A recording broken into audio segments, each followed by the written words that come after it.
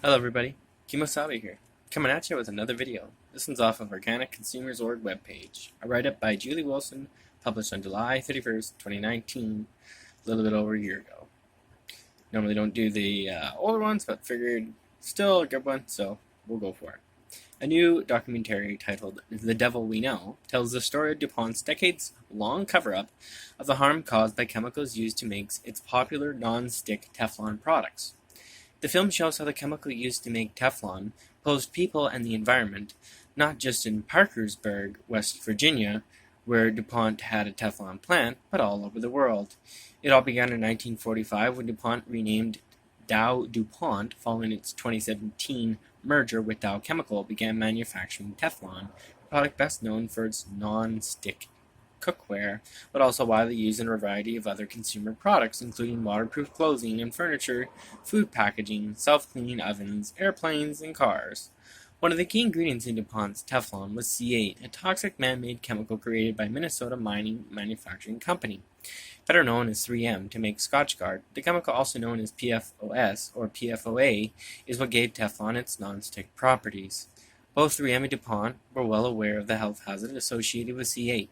But that didn't stop DuPont from dumping the toxic chemical into local waterways, where it's made its way into public drinking water and subsequently sickened thousands of people, and ultimately killing many of them. 3M and DuPont covered up the health risks of C8. The film features stories from a number of people who were affected by DuPont's Teflon, including DuPont employees, children, and adults in the surrounding communities, as well as pets, livestock, and wildlife. One of those stories is that of Sue Bailey, a former DuPont employee who gave birth to a son with severe deformities. Her son, William Bailey, aka Bucky, was born with half of a nose, one nostril, a serrated eyelid, and a keyhole pupil where his iris and retina were detached. Sue's work for DuPont required her to come in direct contact with C8. Her job involved working in a large room with huge cylinders filled with C8. The cylinders would bubble over like an out-of-control bubble bath, according to the film. The Teflon production process left behind a discharge of water. It was Sue's job to pump it out back, where it would flow directly into the river. DuPont tried to blame Sue for her son's birth defects, but she wasn't buying it. On her first day back to work, she heard her co-workers talking about another of DuPont's employees who had given birth to a baby with deformities very similar to Bucky's. DuPont knew exposure to C8 could harm human health and cause birth defects.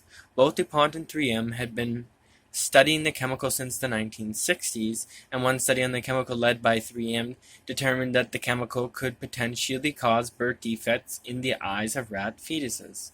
Studies linked Teflon chemical to 6 human diseases.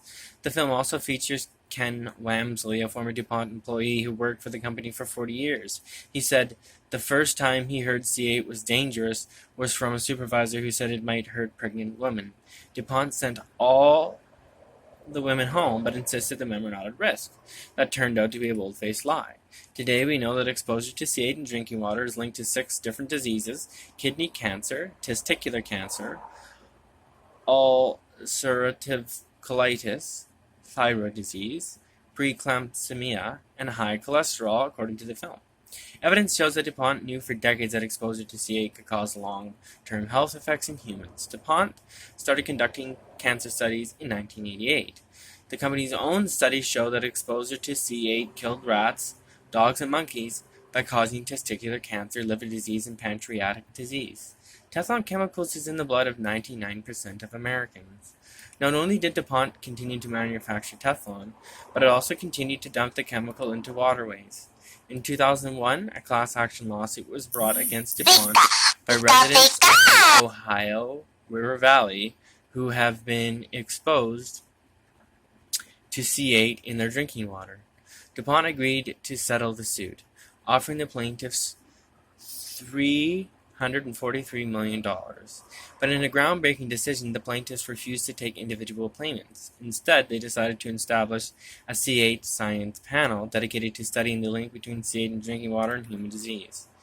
C8 contamination is so widespread that, according to this article in the Intercept, 99% of Americans have the chemical in their blood. It's also been found in the blood of people from all parts of the world, the main source of exposure are still somewhat of a mystery. The likely culprits, though, are industrial waste and the consumer products that shed C8 over time. Under terms of the $343 million settlement, 6 water districts could test people's blood and sue DuPont if the science panel could prove exposure to C8 caused any harm.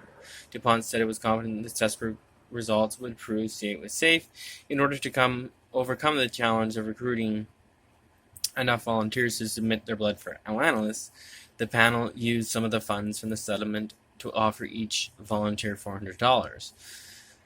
Through the payout and a massive media effort, the panel got more than 70,000 people to participate. The process took more than 7 years. In 2012, the results were in. Exposure to C8 in drinking water caused 6 different human diseases.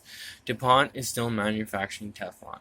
More than 3,500 cases were filed against DuPont. Soon, the victories started pouring in. The first case involved a woman who said exposure to C8 caused her kidney cancer. The jury found DuPont guilty and awarded the plaintiff $1.6 million. In 2017, DuPont and Chemours, a company created by DuPont, agreed to pay $671 million to settle thousands of lawsuits.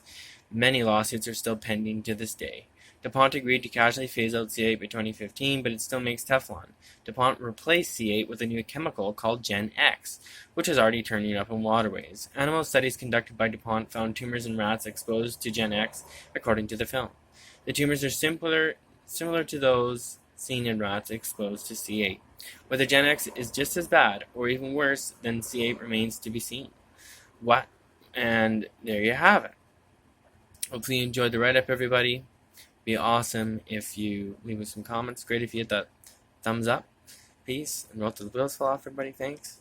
Bye. We'll see you in the next one.